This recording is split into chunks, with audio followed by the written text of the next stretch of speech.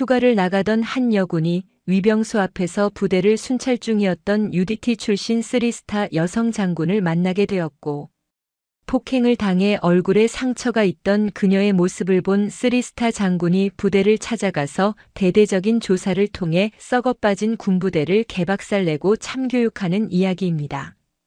구독과 좋아요를 해주시면 더 좋은 사연으로 보답하겠습니다. 소금기를 머금은 해무가 쇳빛 바다를 집어삼킬 듯 짙게 깔려 있었다. 동해의 새벽은 언제나처럼 묵직하고 서늘한 공기로 가득했다. 해군 작전사령부 부두는 거대한 강철 함선들의 실루엣과 간간히 터져나오는 갈매기 울음소리만이 정적을 깨고 있었다. 그 고요함 속을 한치의 흐트러짐 없는 걸음걸이가 가르고 있었다. UDT 최초의 여군 팀장이자 이제는 해군 작전사령부를 이끄는 살아있는 전설 윤서정 중장이었다.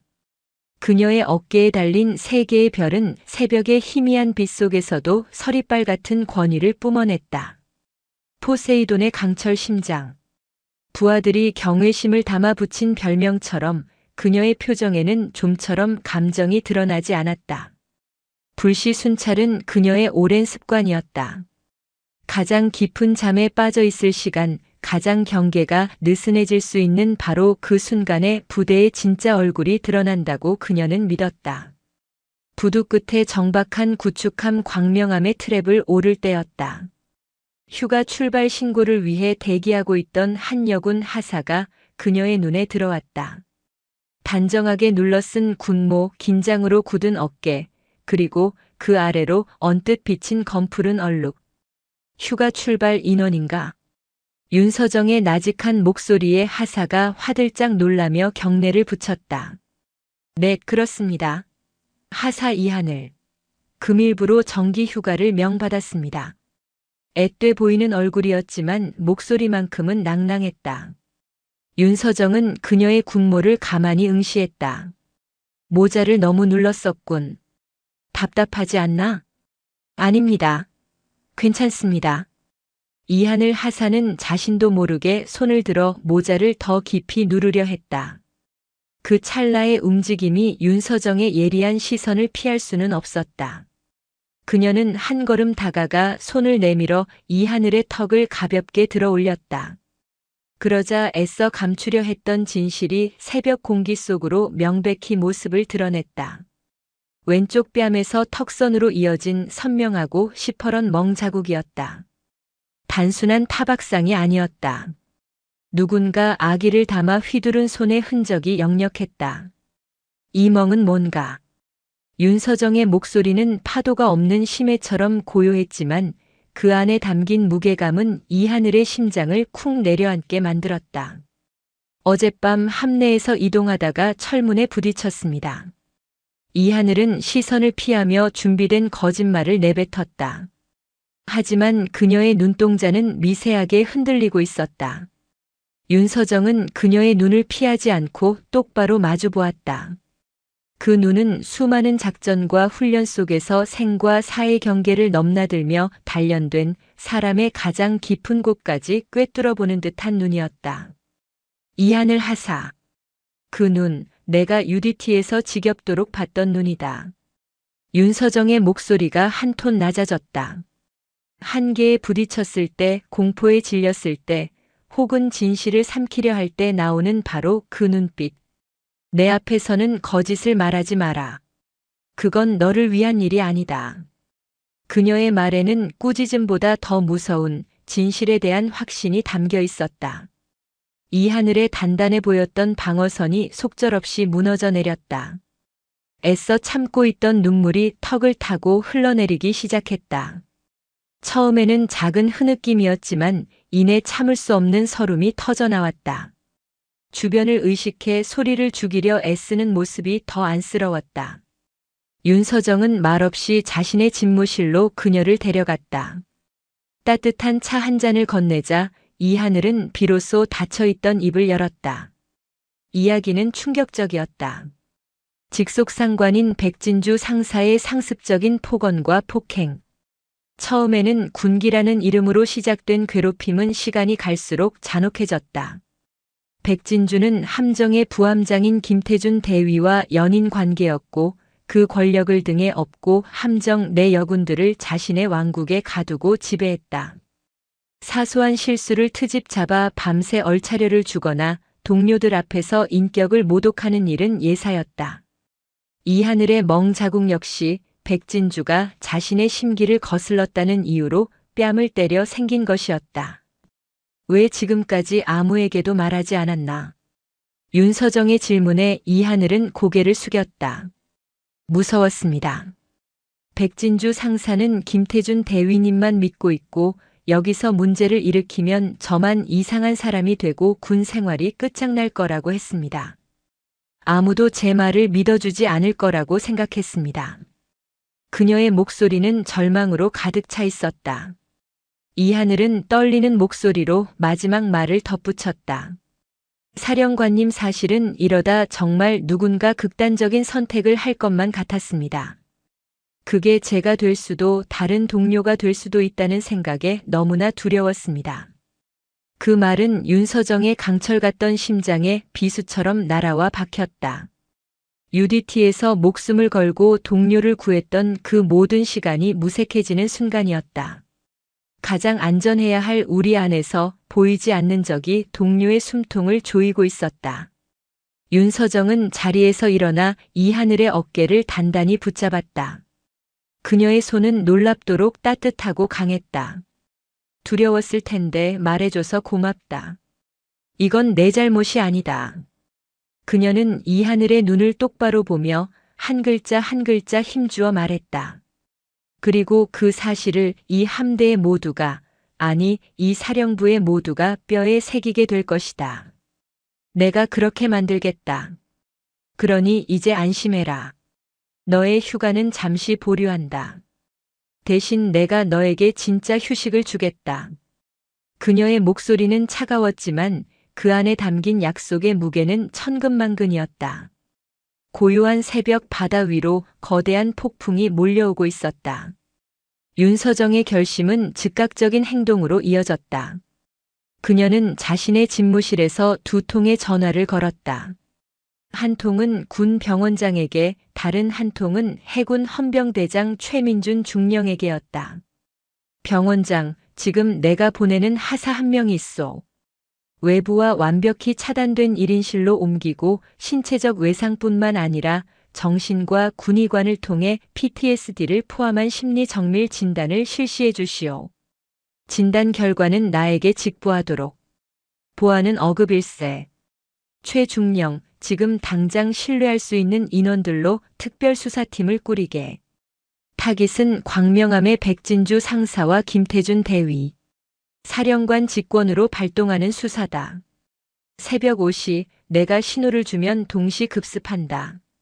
압수수색 영장은 내가 책임진다. 최민준 중령은 윤서정의 오랜 동료이자 그녀가 가장 신뢰하는 수사관이었다. 그는 불필요한 질문 없이 알겠습니다. 즉시 준비하겠습니다라는 짧은 대답만 남겼다. 이하늘 하사는 군의관과 함께 군 병원으로 안전하게 이송되었다. 난생 처음 와보는 병원 1인실의 낯선 풍경 속에서 그녀는 비로소 자신이 안전하다는 사실을 실감하며 긴장이 풀린 몸을 침대에 뉘었다. 새벽 5시. 동이 트기 전 가장 깊은 어둠이 내린 시간. 최민준 중령이 이끄는 헌병대 특별수사팀은 소리 없이 움직였다. 한 팀은 여군들이 잠들어 있는 광명함의 생활관으로, 다른 한 팀은 김태준 대위의 독신자 숙소 BOQ로 향했다. 헌병대다. 전원기상.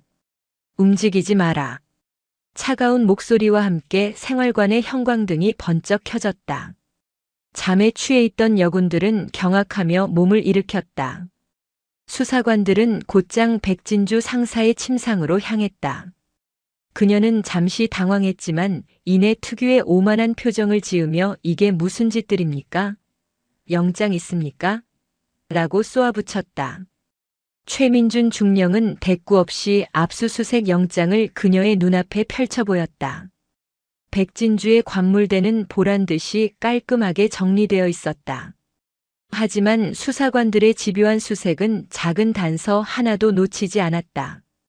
그녀가 아끼는 명품 지갑 안쪽 숨겨진 공간에서 작은 수첩 하나가 발견되었다. 수첩을 펼친 최민준 중령의 미간이 좁혀졌다. 그 안에는 날짜와 이름 그리고 벌점처럼 보이는 숫자들이 빼곡히 적혀 있었다. 이하늘, 보고 지연, 의호점, 박소미, 복장 불량, 의십점, 김지현, 대답 태도 불량, 우호점. 이는 단순한 감정적 폭행이 아닌 조직적이고 계획적으로 벌점을 매겨가며 가혹 행위를 일삼았다는 명백한 증거였다. 같은 시각 김태준 대위의 숙소와 함정 내 집무실에서도 수사는 진행되고 있었다. 그의 집무실 책상 서랍에서는 백진주 상사와 다정하게 찍은 사진들, 고급 레스토랑 예약 영수증, 그리고 부대 비품인 프린터 토너와 A 사용지를 대량으로 빼돌린 정황이 담긴 서류들이 발견되었다. 그는 백진주와의 관계를 이용해 그녀의 악행을 비호했을 뿐만 아니라 공적인 물품까지 사적으로 유용하고 있었던 것이다. 해가 완전히 떠오를 무렵 사령부 헌병대 취조실은 무거운 공기로 가득 찼다. 이 하늘의 용기 있는 고백과 헌병대의 신속한 수사 소식이 조용히 퍼져나가자 그동안 숨죽여왔던 다른 피해자들이 스스로 헌병대를 찾아왔다. 이 하늘 외에도 3명의 여군 부사관이 취조실 의자에 앉아 있었다. 그녀들은 서로의 얼굴을 확인하며 말없이 눈물을 글썽였다. 더 이상 혼자가 아니라는 사실만으로도 큰 위안이 되는 듯 했다.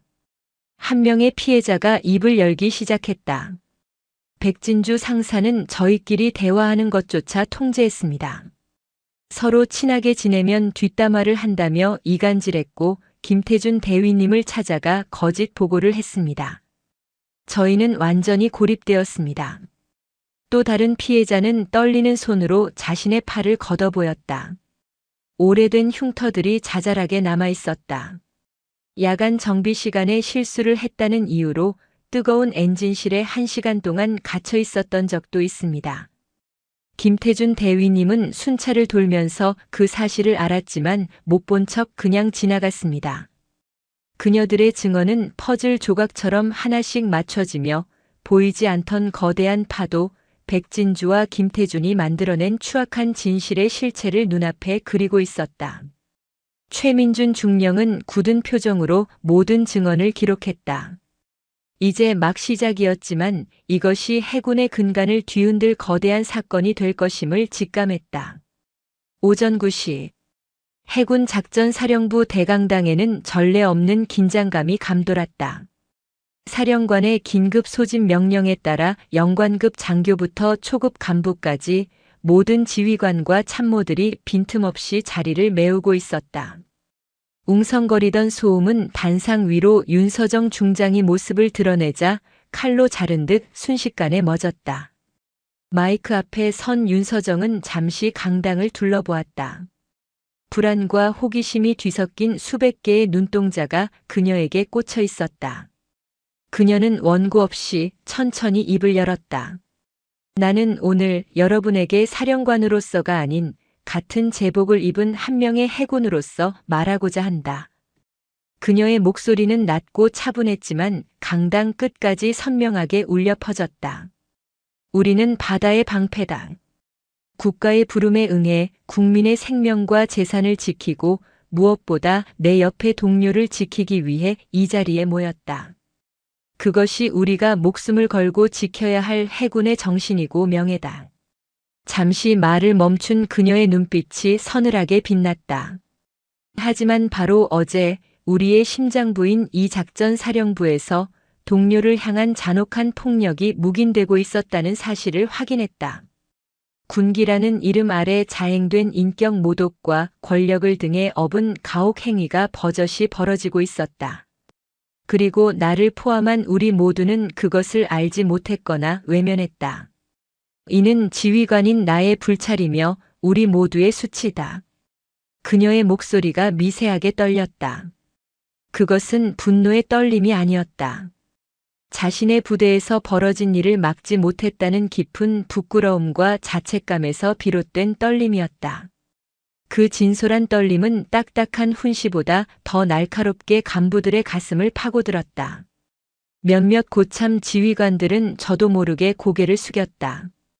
분명히 말한다. 오늘 이 시간부로 그 어떤 지위와 관계를 막론하고 자신의 권력을 사적으로 휘두른 자, 동료를 괴롭힌 자, 그리고 그것을 보고도 침묵으로 동조한 자는 해군의 제복을 입을 자격이 없음을 분명히 한다. 방관 역시 가장 비겁한 형태의 공범이다. 선언과도 같은 외침이 강당을 뒤흔들었다. 윤서정은 잠시 숨을 고른 뒤 조금 더 가라앉은 목소리로 말을 이었다. 지금 이 순간부터 사령부 전 부대를 대상으로 인권 실태 전수조사를 실시한다. 조금의 의심이라도 가는 부분이 있다면 주저하지 말고 보고하라. 이번 기회에 썩은 뿌리는 모조리 도려낼 것이다. 아프고 고통스럽겠지만 이 과정을 거치지 않으면 우리는 한 걸음도 앞으로 나아갈 수 없다. 연설이 끝나자 강당은 무거운 침묵에 휩싸였다. 한편 최민준 중령은 확보된 1차 증거들을 바탕으로 수사팀의 세부 임무를 배당하고 있었다. 백진주의 계좌를 추적해 피해자들에게 상납을 받았을 가능성이 있다. 김태준의 통화 내역과 메신저 대화는 디지털 포렌식 팀에 넘겨 삭제된 기록까지 전부 복원해야 해. 수사가 본격적으로 진행되면서 백진주 상사와 김태준 대위는 각각 다른 취조실로 이송되었다. 복도를 지나던 그들 앞에 윤서정이 나타났다. 김태준은 그녀의 시선을 마주하지 못하고 고개를 떨궜지만 백진주는 여전히 뻣뻣하게 고개를 들고 있었다. 사령관님, 이건 음해입니다. 제가 아끼던 후배들이 저를 시기해서 꾸민 짓입니다. 믿어주십시오. 뻔뻔한 변명에 윤서정은 아무런 대꾸도 하지 않았다. 대신 그녀는 옆에 있던 수사관에게 눈짓했다. 수사관이 작은 녹음기를 재생하자 지지직거리는 소음과 함께 익숙한 목소리가 흘러나왔다. 내까짓게 하사라고 목에 힘주고 다녀. 내가 죽으라면 죽는 신용이라도 해야 할 판에 어디서 눈을 똑바로 떠. 오늘 너 잠 다 잤어. 자신이 이하늘에게 내뱉었던 폭언이 생생하게 흘러나오자 백진주의 얼굴에서 핏기가 사라졌다.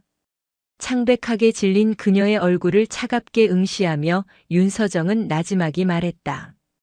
그 제복 내가 입기에는 너무나 무겁고 영광스럽다. 두 사람이 시야에서 사라진 후 윤서정은 자신의 집무실로 돌아왔다. 창밖으로 보이는 동해의 수평선은 여전히 굳건했지만 그 아래의 심해는 이미 거친 소용돌이에 휩싸여 있었다. 그녀는 굳게 주먹을 쥐었다. 해군은 오늘 다시 태어나야 한다. 썩은 곳은 도려내고 그 빈자리에 더 단단한 강철을 채워넣겠다. 이것이 나의 소명이고 나의 전쟁이다. 푸른 강철의 심장이 비로소 뜨겁게 뛰기 시작했다. 윤서정의 선언은 조용한 호수에 던져진 거대한 바위와 같았다. 파문은 즉각적이고 광범위했다. 다음 날 작전사령부 내부 인트라넷 게시판에 사령관 직속 인권 침해 신고 채널이라는 이름의 익명 게시판이 개설되었다. 처음 몇 시간 동안 게시판은 텅 비어 있었다. 모두가 눈치를 보며 이것이 또 다른 형식적인 구호에 그칠 것인지 아니면 정말 변화의 신호탄이 될 것인지 가늠하고 있었다. 첫 번째 글이 올라온 것은 오후가 되어서였다. 삼함대 소속 수병입니다라고 시작하는 짧은 글이었다. 글쓴이는 선임 병사들의 상습적인 사적 심부름과 폭언에 시달리고 있으며 부서장에게 건의했지만 원래 다 그런 것이라는 말만 들었다고 토로했다. 글은 제발 도와달라는 절박한 문장으로 끝을 맺었다. 그 글이 올라오자 거짓말처럼 게시판이 들끓기 시작했다. 마치 한 사람이 두 개 구멍을 손가락으로 막고 있다가 힘이 빠져놓아 버린 것처럼 본물 터지듯 수많은 목소리가 쏟아져 나왔다. 특정 간부의 성희롱적인 발언에 대한 고발, 과도한 업무를 특정 인원에게만 몰아주는 부조리, 훈련 성과를 위해 부상을 입은 병사를 강제로 참여시킨 사례 등 그동안 수면 아래 잠겨있던 해군의 어두운 단면들이 익명의 힘을 빌려 모습을 드러냈다. 최민준 중령의 특별수사팀은 쏟아지는 제보들을 분류하고 사실관계를 확인하느라 쉴 틈이 없었다. 백진주와 김태준의 사건은 이제 거대한 빙산의 일각에 불과했다. 하지만 최 중령은 본질을 놓치지 않았다. 모든 부조리의 뿌리에는 권력의 남용과 그것을 묵인하는 침묵의 카르텔이 존재했고 백진주와 김태준은 그 가장 악랄한 상징이었다. 수사의 핵심은 두 사람의 관계와 공모 사실을 입증하는 것이었다. 디지털 포렌식 팀이 밤샘 작업 끝에 마침내 김태준의 휴대전화에서 삭제된 메신저 기록을 복원해냈다. 그 안의 내용은 수사관들조차 혀를 내두를 정도였다. 김태준 이한을 그년 멍든 거 가지고 사령관한테 직접 꼰질렀다는데 보통 내기가 아니야. 백진주 멍 좀 들었다고 윤하는. 자기가 잘못해서 맞은 걸 누굴 탓해. 걱정 마. 오빠가 있는데 누가 날 건드려. 김태준 일단 우리는 모르는 일이라고 잡아떼는 거야. 휴가 나간 애들 입단속 잘 시켜. 걔들도 같이 맞았으니까 우리랑 한 배를 탄 거나 마찬가지잖아. 백진주 걔들. 내 손바닥 아니지. 내가 눈 한번 흘기면 찍소리도 못해. 근데 오빠 주말에 예약한 레스토랑은 그대로 가는 거지. 피해자를 조롱하고 말을 맞추려 모의하며 심지어 다음 데이트 약속까지 잡는 그들의 대화는 인간적인 죄책감이라고는 찾아볼 수 없는 순수한 악의 그 자체였다. 취조실의 풍경은 극명하게 갈렸다. 김태준은 복원된 메시지를 눈앞에 들이밀자 완전히 무너져 내렸다. 저는 그냥 백상사를 사랑했을 뿐입니다. 그녀가 하자는 대로 했을 뿐 이렇게 일이 커질 줄은 몰랐습니다라며 눈물로 선처를 호소했다. 그의 비겁한 책임 전가에 젊은 수사관은 속으로 욕설을 삼켰다. 반면 백진주는 달랐다. 그녀는 변호사를 선임했고 취조 내내 묵비권을 행사했다. 변호사를 통해 전달된 그녀의 주장은 기가 막혔다.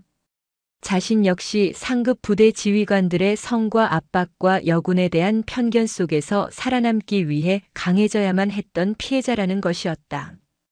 후배들에 대한 가혹 행위는 강한 여군을 키우기 위한 자신만의 방식이었다고 강변했다.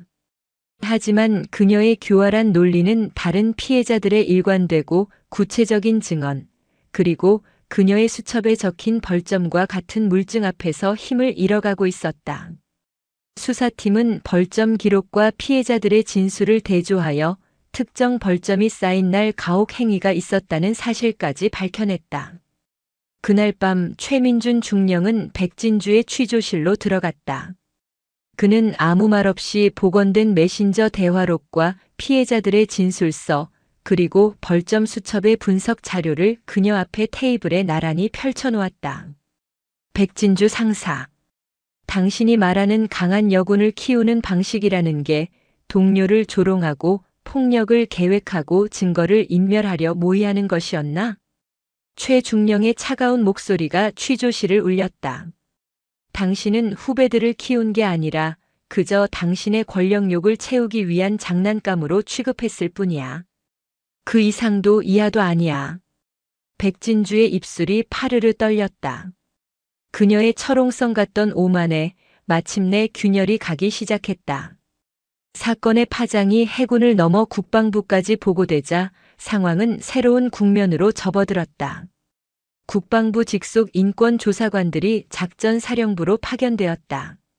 그들의 등장은 사건의 무게감을 더하는 동시에 보이지 않는 압박의 시작이기도 했다. 윤서정의 집무실에 해군 본부의 손재독이 찾아왔다. 그는 윤서정의 오랜 선배이자 해군 내에서 막강한 영향력을 가진 인물이었다. 그는 의례적인 안부를 건넨 뒤 조심스럽게 본론을 꺼냈다. 윤재독. 이번 일로 해군 전체가 뒤숭숭하네. 너무 후배들을 몰아붙이는 건 아닌가? 군 내부의 문제는 우리가 조용히 해결하고 기강을 다잡는 선에서 마무리하는 게 좋지 않겠나? 자꾸 이렇게 확대되면 군 전체의 사기가 저하될 수 있어. 그의 말은 표면적으로 해군을 걱정하는 듯 했지만 그 속내는 더 이상 문제를 키우지 말고 덮으라는 압력이었다. 그때 손제독이 결정적인 말을 덧붙였다. 듣자 하니 그 김태준 대위 아버지가 유력 정치인이라던데. 괜히 긁어부스럼 만들 필요 없지 않겠나. 정치권의 외압 가능성을 암시하는 노골적인 발언이었다. 윤서정은 차를 한 모금 마신 뒤 찻잔을 내려놓았다. 그녀의 눈빛은 흔들림이 없었다. 제동님, 저는 지금 부스럼을 긁어내는 것이 아니라 암세포를 도려내는 중입니다. 이 암세포를 지금 제거하지 않으면 해군이라는 거대한 신체는 결국 안에서부터 썩어 문드러질 겁니다. 김태준 대위의 아버지가 누구인지는 제게 중요하지 않습니다. 중요한 것은 그가 해군의 제복을 입고 동료에게 저지른 죄의 무게뿐입니다. 그녀의 단호한 태도에 손제독은 불쾌한 기색을 감추지 못하고 자리에서 일어났다. 어둠 속에서 은밀한 거래가 오가고 있었지만 윤서정은 타협할 생각이 없었다. 국방부 조사관과의 첫 면담에서 그녀는 자신의 입장을 더욱 분명히 했다. 이 사건은 한두 명의 일탈이 아닙니다. 승진과 실적에 눈이 멀어 인권이라는 가치를 뒷전으로 밀어온 우리 군의 병든 문화를 보여주는 상징입니다. 여기서 덮는다면 우리는 미래 세대에게 똑같은 고통과 부끄러움을 물려주게 될 것입니다. 윤서정은 수세에만 머무르지 않았다. 그녀는 새로운 카드를 꺼내들었다. 그날 오후 그녀의 이름으로 사령부 전체 방송이 울려 퍼졌다. 작전사령부 장병 및 국무원에게 알린다. 지금부터 일주일간 증언 릴레이를 실시한다. 과거 자신의 잘못을 솔직하게 인정하고 부대 문화 개선에 기여하고자 하는 이들에게는 지휘관의 권한으로의 정상 참작을 약속한다. 방관의 잘못이든 동참의 잘못이든 용기를 내어 어둠을 걷어내는데 함께해 주길 바란다. 이 조치는 부대 내에 엄청난 파장을 일으켰다. 처벌에 대한 두려움과 양심의 가책 사이에서 갈등하던 수많은 방관자와 소극적 동조자들에게 하나의 출구를 열어준 셈이었다. 처음에는 망설이던 분위기 속에서 한 중사진 계급의 부사관이 최민준 중령의 사무실 문을 두드렸다. 그는 과거 백진주의 가혹 행위를 몇 차례 목격했지만 자신의 진급에 불이익이 있을까 두려워 외면했다고 고백하며 눈물을 흘렸다. 그의 용기는 또 다른 용기를 낳았다. 마치 도미노처럼 양심 선언이 이어지기 시작했다. 선임들의 사적인 지시를 어쩔 수 없이 따랐던 수병 후배들의 고통을 알면서도 모른 척했던 하사 회식 자리에서 여군에게 부적절한 농담을 던졌던 장교까지. 그들의 고백은 해군 내부에 얼마나 깊고 넓게 부조리가 퍼져 있었는지를 보여주는 고통스러운 증거였다. 윤서정은 자신의 집무실에서 보고서를 읽으며 마음의 무게를 느꼈다. 자신이 과연 이 모든 것을 감당할 수 있을까? 너무 많은 상처를 들춰내어 오히려 부대를 와해시키는 것은 아닐까? 찰나의 의심이 스쳤지만 그녀는 이내 고개를 저었다. 빛을 보기 위해서는 가장 깊은 어둠을 통과해야만 했다. 어둠 속에서 과거의 잘못을 고백하는 이들의 용기야말로 새로운 해군을 만들 수 있는 유일한 희망의 빛이었다. 그날 저녁 마침내 광명함의 함장이었던 중령이 윤서정의 집무실을 찾아왔다. 그는 차마 고개를 들지 못한 채 자신의 지휘관으로서의 책임을 통감한다며 보직 해임을 요청했다. 그는 김태준과 백진주의 관계를 어렴풋이 알고 있었지만 함정의 성과를 위해 그리고 분란을 일으키고 싶지 않아 애써 외면해왔다고 고백했다. 어둠 속의 거래에 맞선 빛의 저항은 그렇게 가장 높은 곳에서부터 시작되고 있었다.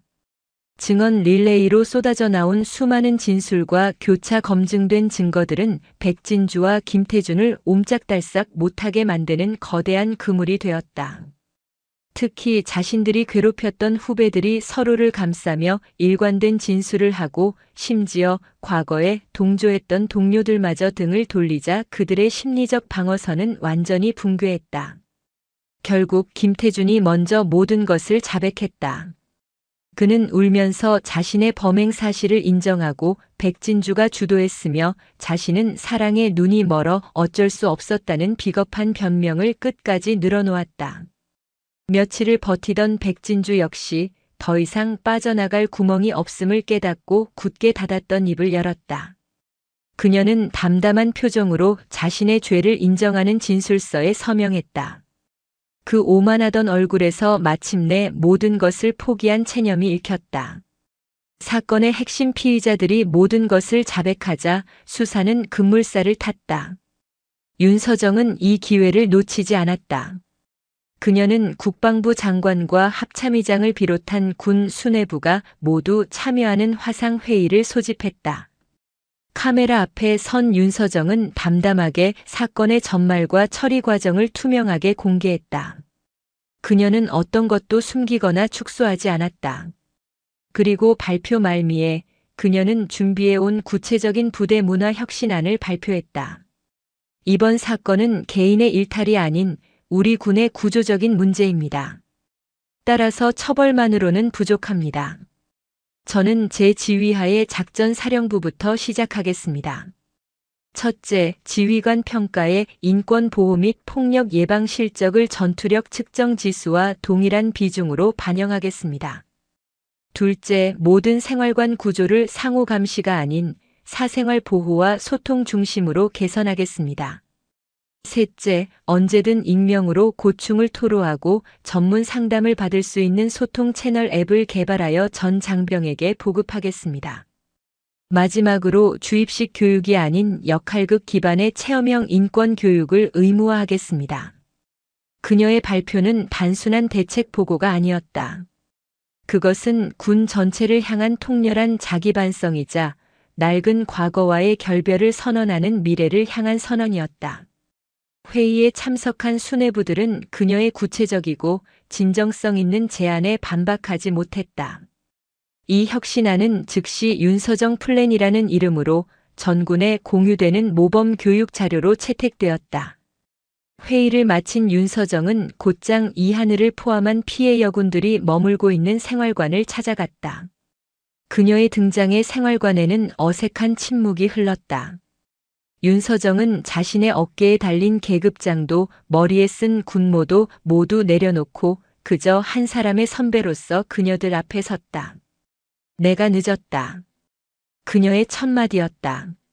너희들이 이렇게 고통받는 동안 나는 별을 다는 데만 급급했는지도 모른다. 지켜주지 못해서 미안하다. 그녀는 진심을 담아 깊이 고개를 숙였다. 강철 심장이라 불리던 사령관의 사과에 여군들은 애써 참았던 눈물을 터뜨렸다. 그리고 버텨줘서 고맙다. 너희가 보여준 용기가 우리 해군을 살렸다. 그녀의 진심에 한 여군이 눈물을 닦으며 자리에서 일어나 거수 경례를 붙였다. 그러자 다른 여군들도 하나둘씩 일어나 경례를 하기 시작했다.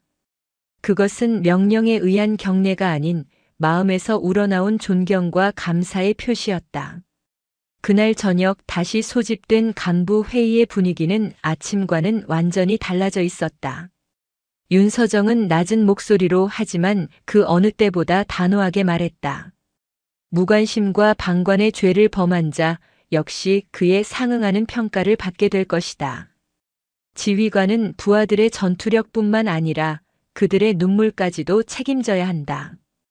그녀는 그 자리에서 해군 문화개혁 태스크포스를 정식으로 발족시키고 가장 유능한 실무자들을 팀원으로 임명했다. 생활관 구조 개선 설계팀, 익명 앱 개발팀, 인권 교육 프로그램 기획팀이 즉시 꾸려졌다. 탁상 공론이 아닌 실제적인 변화가 마침내 엔진을 켜고 움직이기 시작한 것이다. 윤서정은 TF팀에게 첫 번째 지시를 내렸다. 모든 계획의 중심에는 사람이 있어야 한다. 가장 낮은 곳의 목소리부터 들어라. 그것이 우리가 나아갈 방향이다. 부끄러움의 무게만큼 변화의 의지는 단단해지고 있었다. 길고 어두웠던 터널의 끝에서 마침내 희미한 빛이 보이기 시작했다. 사건의 폭풍이 핥히고 지나간 자리에 조심스럽게 새로운 싹이 돋아나고 있었다. 그 중심에는 이하늘 하사가 있었다. 그녀는 군 병원에서 외상 후 스트레스 장애 PTSD 초기 판정을 받고 사령관 직권으로 장기 요양 휴가를 명받았다. 막상 부대를 떠나 집으로 돌아왔지만 그녀의 시간은 온전히 회복을 향해 흐르지 못했다. 밤이면 악몽에 시달렸고 낯선 소리에도 심장이 철렁 내려앉았다.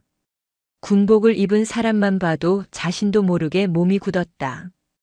용기를 냈지만 상처는 생각보다 깊었다. 그렇게 무력감에 빠져 있던 어느 날 그녀에게 소포 하나가 배달되었다. 발신인은 윤서정 중장이었다. 상자 안에는 두툼한 책 한 권과 함께 윤서정의 필체가 담긴 손편지가 들어 있었다. 이하늘 하사에게 지금의 시간이 어둡고 길게 느껴지리라 생각한다. 하지만 가장 짙은 어둠 속에서 바라보는 별이 가장 밝게 빛나는 법이다. 이 책은 내가 UDT 시절 한계에 부딪혔을 때 나를 일으켜 세워준 나침반 같은 책이다. 이제는 이하사의 길이 되어주길 바란다. 우리가 흘린 눈물만큼 우리는 강해진다. 그러니 지금 흐르는 눈물을 부끄러워하지 마라. 그 눈물은 약함의 증거가 아니라 살아있다는 증거이며 더 단단해지기 위한 과정일 뿐이다. 두려움은 여기에 모두 내려놓고 이번 휴가는 온전히 너 자신을 위해 너의 시간을 되찾기 위해 누려라. 건강한 모습으로 다시 보자. 편지를 읽어 내려가는 이하늘의 눈에서 뜨거운 눈물이 흘러내렸다. 자신을 잊지 않고 기억해주는 사람이 있다는 사실, 그것도 해군에서 가장 높은 곳에 있는 사령관이 자신을 헤아리고 있다는 사실이 그녀의 얼어붙었던 마음에 온기를 불어넣었다. 그날부터 그녀는 매일 윤서정이 보내준 책을 읽었다. 빅터 프랭클의 죽음의 수용소에서였다. 인간의 존엄성과 삶의 의미에 대한 통찰은 그녀가 겪은 고통을 다른 시각으로 바라보게 했다. 자신의 상처에 매몰되지 않고 그 경험을 통해 무엇을 할 수 있을지 고민하기 시작했다. 2달 후 복귀한 이하늘은 이전과는 다른 사람이 되어 있었다. 여전히 그늘은 남아 있었지만 눈빛에는 과거의 두려움 대신 차분한 의지가 자리 잡고 있었다. 윤서정은 그런 그녀를 해군 인권교육 홍보대사라는 새로운 직책에 임명했다. 공식 임명식에서 윤서정은 직접 이하늘의 가슴에 푸른색 바탕에 특별한 배지를 달아주었다. 배지에는 거짓 대신 용기라는 문구가 하얀색으로 새겨져 있었다. 이하늘은 홍보대사로서 첫 번째 프로젝트를 직접 기획했다. 바로 용기 우체통이라는 이름의 온라인 익명 소통 창구였다.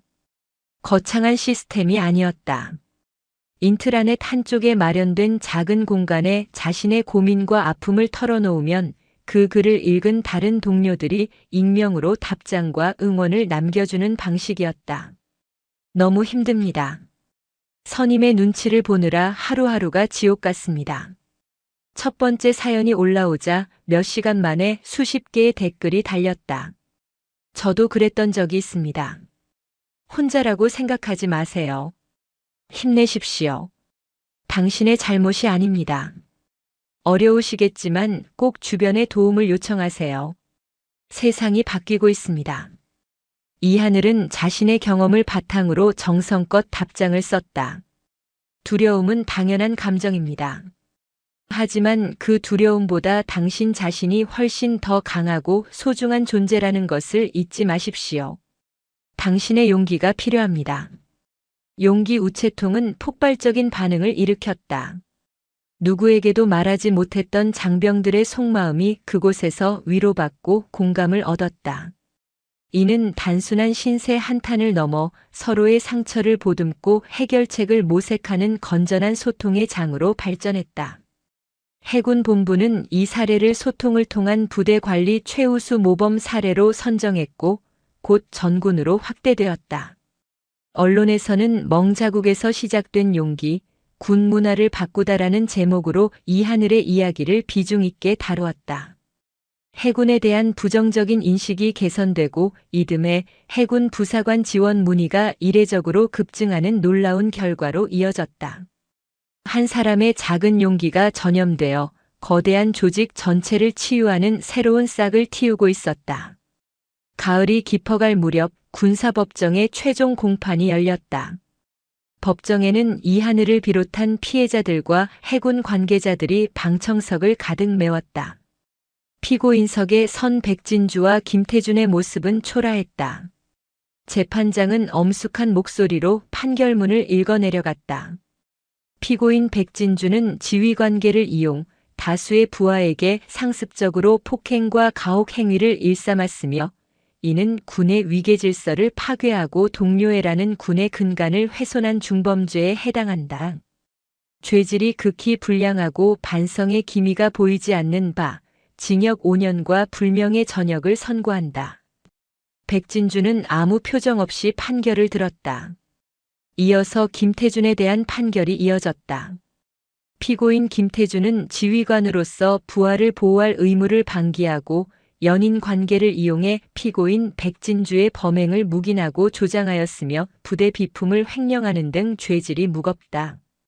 이에 계급을 2등병으로 강등하고 징역 2년을 선고한다. 판결이 내려지자 김태준은 오열하며 주저앉았다. 땅. 법봉 소리가 법정 전체에 울려 퍼지며 길었던 싸움에 마침표를 찍었다. 법정의 엄중한 판결은 잘못은 반드시 대가를 치른다는 명백한 선례를 남기며 부대 전체에 경종을 울렸다.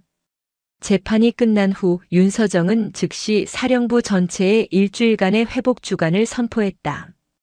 이 기간 동안 모든 전투 훈련과 작업은 중단되었다. 대신 장병들의 무너진 마음과 지친 몸을 치유하기 위한 프로그램들이 진행되었다. 군 병원 정신과 군의관들이 각 부대를 순회하며 집단 상담을 진행했고 원하는 장병은 누구나 10일 심리 상담을 받을 수 있었다. 오후에는 축구, 농구, 밴드 활동 등 다양한 동아리 활동이 장려되었고 저녁에는 영화 감상회와 작은 음악회가 열렸다. 경쟁과 실적 압박에서 벗어나 장병들은 비로소 동료의 얼굴을 마주보고 웃으며 서로의 상처를 보듬는 시간을 가졌다. 회복 주간이 끝날 무렵 국방부에서 제작한 해군 인권 매뉴얼 1.0이 전군에 배포되었다.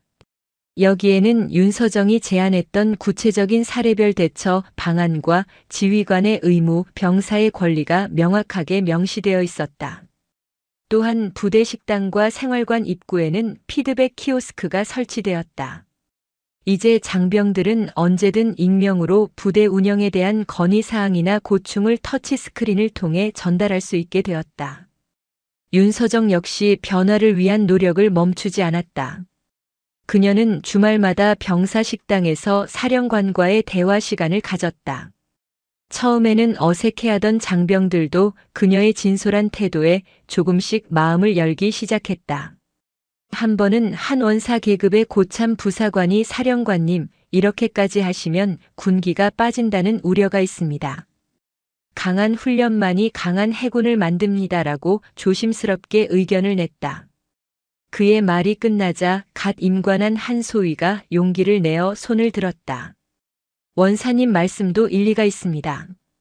하지만 저희 신세대 장병들이 원하는 것은 무조건적인 복종이 아니라 인격적인 존중을 바탕으로 한 리더십입니다. 존중받고 있다는 생각이 들 때 저희는 더 기꺼이 목숨을 걸고 임무를 완수할 수 있습니다. 9세대와 신세대 간의 팽팽한 긴장감 속에서 윤서정이 마이크를 잡았다. 두 사람의 의견 모두 해군을 사랑하는 마음에서 나온 것이라 믿는다. 강한 훈련 물론 중요하다. 하지만 우리가 기억해야 할 것이 있다. 전통이라는 이름이 폭력과 동의어가 되는 순간 우리가 쌓아 올린 해군의 정신은 모래성처럼 무너져 내린다. 진정한 강함은 두려움에서 나오는 것이 아니라 서로에 대한 굳건한 신뢰에서 나온다. 우리는 그 신뢰를 쌓기 위해 이 자리에 모인 것이다. 그녀의 말은 낡은 관념과 새로운 생각 사이를 잇는 다리가 되어 서로 다른 세대를 하나로 묶어주고 있었다. 심판의 시간은 끝났고 이제는 모두가 함께 상처를 치유하고 새로운 역사를 써내려갈 시간이었다. 이듬해 봄, 동해안 일대에서 대규모 한미연합 상륙 훈련이 실시되었다. 윤서정이 이끄는 작전사령부 예하 부대들이 훈련의 주축이었다. 과거의 훈련이 최고 속도와 최대 화력을 과시하는데 중점을 두었다면 이번 훈련의 제일 목표는 명확하고 달랐다. 단 한 명의 동료도 잃거나 뒤에 남겨두지 않는다. 훈련 전 최종 브리핑에서 윤서정은 모든 지휘관에게 강조했다. 이번 훈련의 성공 여부는 목표 고지를 얼마나 빨리 점령하느냐가 아니다. 훈련이 끝났을 때 우리 대원 전원이 다치지 않고 자신의 두 발로 복귀하는 것이다. 속도는 다시 올릴 수 있지만 잃어버린 동료는 돌아오지 않는다. 명심하라. 훈련 당일 해안은 포연과 함성으로 가득 찼다. 상륙 돌격 장갑차 KAAV에서 내린 해군 장병들이 목표 해안을 향해 달려나갔다. 그때였다. 선두에서 달리던 한 병사가 울퉁불퉁한 자갈밭에 발을 헛디뎌 그대로 쓰러졌다. 그의 입에서 고통스러운 신음이 터져나왔다. 과거 같았으면 분대장은 빨리 일어나. 뒤처지지 마. 라고 소리치며 그를 다그쳤을 것이다. 하지만 이번에는 달랐다. 분대장은 즉시 분대 정지, 부상자 발생, 이라고 외치며 달려갔다. 의무 훈련을 받은 다른 대원들이 신속하게 달려들어 그의 발목을 확인하고 응급처치를 시작했다. 나머지 분대원들은 즉시 원형으로 대형을 갖추고 주변을 경계하며 이들을 보호했다. 모든 것이 인권 매뉴얼에 명시된 절차대로 하지만 기계적이 아닌 동료를 걱정하는 마음을 담아 일사불란하게 이루어졌다. 부상당한 병사는 안전하게 후방으로 이송되었고 분대는 재정비 후 다시 임무에 돌입했다. 그들은 다른 분대보다 조금 뒤처졌지만 흔들리지 않았다. 오히려 더욱 굳건한 동료애로 뭉쳐 서로를 격려하며 최종 목표 지점을 점령했다. 훈련 전체를 지휘함에서 지켜보던 한미연합사령관과 합참의장은 이 장면에 깊은 인상을 받았다. 최종 강평에서 합참의장은 이례적으로 윤서정의 부대를 콕 집어 칭찬했다. 오늘 나는 가장 인상적인 장면을 목격했다. 동료의 부상 앞에서 전 분대가 일사불란하게 움직여 그를 보호하는 모습. 그것이야말로 전투력의 가장 핵심적인 요소인 신뢰와 동료애를 보여주는 것이었다. 윤제독, 당신의 부대는 진정한 강군이 무엇인지를 증명해냈다. 훈련이 끝나고 부대로 복귀한 날 윤서정은 자신의 집무실로 이하늘 하사를 불렀다. 그녀는 책상 서랍에서 낡은 황동색 나침반 하나를 꺼내 이하늘에게 건넸다. UDT 시절부터 그녀가 간직해온 수많은 작전 속에서 그녀의 길을 알려준 물건이었다. 이 하사. 용기는 북극성과 같아서 우리가 가야 할 길을 알려주지. 그리고 그건 끝없이 전염된다. 자네의 작은 용기가 이 부대 전체를, 아니 우리 해군 전체의 항로를 바꾸어 놓았어. 이하늘은 떨리는 손으로 나침반을 받았다. 그녀는 결심한 듯 고개를 들고 말했다. 사령관님. 저는 부사관 학교 교관 시험에 지원하고 싶습니다. 그녀의 눈빛은 확고했다. 제가 겪었던 아픔을 이제 막 해군의 길을 시작하는 후배들은 겪지 않도록 하고 싶습니다. 강하지만 동시에 따뜻한 리더십을 가르치는 교관이 되고 싶습니다. 윤서정은 말없이 미소 지으며 그녀의 어깨를 두드려 주었다. 피해자에서 생존자로 그리고 이제는 새로운 역사를 만들어갈 개척자로 거듭나는 부하의 모습에서 그녀는 해군의 밝은 미래를 보았다. 실전보다 더 혹독했던 내면의 전쟁에서 그들은 마침내 가장 위대한 승리를 증명해내고 있었다. 시간이 흘러 계절이 두어 번 바뀌었다. 윤서정의 부대는 이제 완전히 다른 조직으로 거듭나 있었다. 더 이상 상명하복에 경직된 문화가 아닌 상호 존중과 신뢰를 바탕으로 한 유기적인 공동체로 변모했다. 그 공로를 인정받아 윤서정은 대한민국 해군 최초의 여성 대장사성 장군 진급 추천을 받았다. 군 수뇌부는 그녀를 합참의장으로 천거하여 군 전체의 개혁을 이끌어주길 바랐다. 모두가 그녀의 영전을 당연하게 여기고 축하를 건넸다.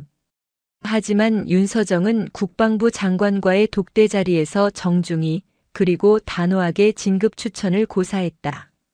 장관님, 과분한 영광입니다. 하지만 저는 아직 현장을 떠날 수 없습니다.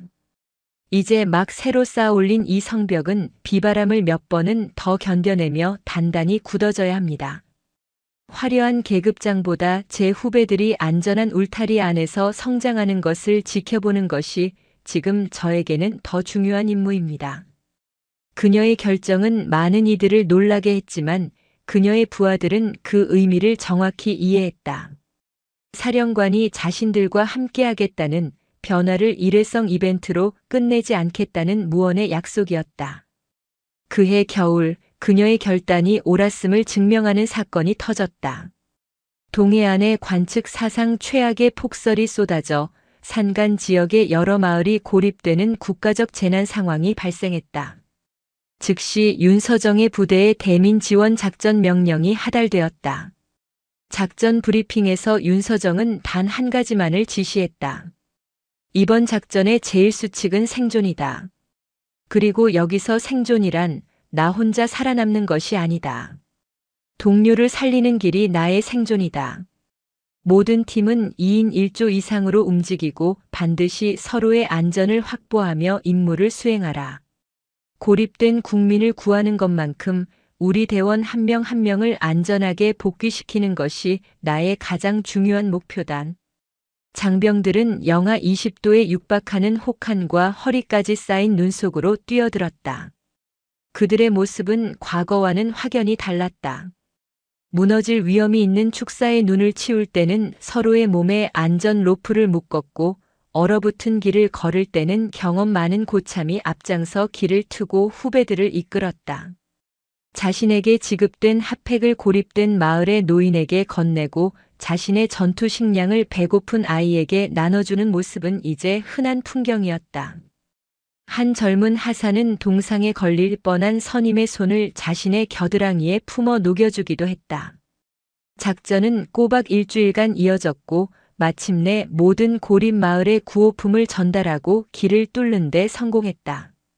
그리고 놀랍게도 그 혹독한 환경 속에서 단 한 명의 부상자도 발생하지 않았다. 이 소식은 해군 정신 고립된 국민을 구하다라는 제목으로 대서특필되었고 국민들은 차가운 바다를 지키는 해군이 아닌 따뜻한 가슴으로 국민을 지키는 해군의 모습에 아낌없는 박수와 찬사를 보냈다. 부대로 복귀한 후 이하늘 하사가 기획한 용기 우체통 공개 토크쇼가 대강당에서 열렸다. 이제 부사관 학교 교관 시험에 합격하여 새로운 출발을 앞둔 그녀가 부대에 남기는 마지막 선물이었다. 무대 위에는 사령관도 계급도 없었다. 장병들은 자유롭게 무대에 올라 자신의 실수와 두려움을 솔직하게 나누었다. 한 젊은 장교는 초임 시절 업무 미숙으로 큰 실수를 저질렀을 때 처벌이 두려워 숨기려 했던 경험을 고백했다. 하지만 당시 그의 직속 상관이었던 원사는 그를 질책하는 대신 실수하지 않는 사람은 없다. 중요한 건 그 실수를 어떻게 만회하고 다시 반복하지 않느냐다라며 밤새 함께 해결책을 찾아주었다고 말했다. 그의 고백에 강당에서는 질책이 아닌 따뜻한 격려의 박수가 쏟아졌다. 며칠 뒤 윤서정은 사령부 회의실 가장 잘 보이는 벽에 커다란 액자를 걸었다. 폭설 작전 당시 서로의 몸에 로프를 묶고 지붕에 눈을 치우던 장병들의 모습이 담긴 사진이었다. 그녀는 사진 아래에 직접 쓴 문구를 붙였다. 진정한 강함은 동료를 지킬 때 완성된다. 그녀는 간부들을 향해 말했다. 이 사진은 내 작품이 아니다. 여기 있는 우리 모두의 작품이다. 그리고 이 문장은 앞으로 우리 부대의 존재 이유가 될 것이다. 시간이 흘러 밤이 깊어졌다. 윤서정은 자신의 오랜 습관처럼 마지막 순찰을 돌고 있었다. 생활관 복도를 지날 때 한 병사의 모습을 보고 조용히 발걸음을 멈췄다. 한 선임 병사가 막 휴가를 떠나는 후임의 가방에 아무도 모르게 초코바 몇 개를 찔러 넣어주고 있었다. 거대한 작전이나 영웅적인 행동이 아니었다. 하지만 윤서정은 그 작은 행동이야말로 자신이 그토록 원했던 변화의 가장 완벽한 증거임을 깨달았다. 모든 것이 그 안에 있었다. 그녀는 사령부 건물 옥상으로 올라갔다. 차가운 밤 공기가 뺨을 스쳤다. 저 멀리 칠흑 같은 바다 위에서 항구의 등대가 주기적으로 빛을 깜빡이며 길 잃은 배들의 항로를 비추고 있었다. 그 불빛을 바라보며 그녀가 나지막이 은조렸다.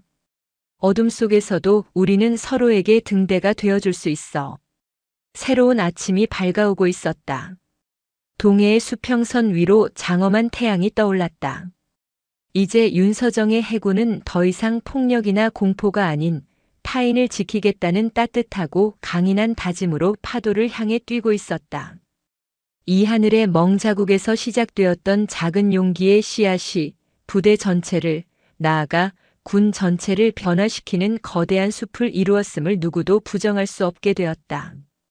윤서정은 떠오르는 태양을 향해, 그리고 자신이 사랑하는 부하들을 향해 조용히 하지만 그 누구보다 굳건하게 다짐했다. 이제 해병대는 폭력이 아닌 용기로 기억될 것이다. 그리고 그 용기는 끝내 모두를 지킬 것이다. 그것은 한 시대의 종언이자 푸른 강철의 심장들이 써내려갈 새로운 신화의 시작을 알리는 선언이었다. 오늘도 요지경 사연을 잘 들어주셔서 감사합니다.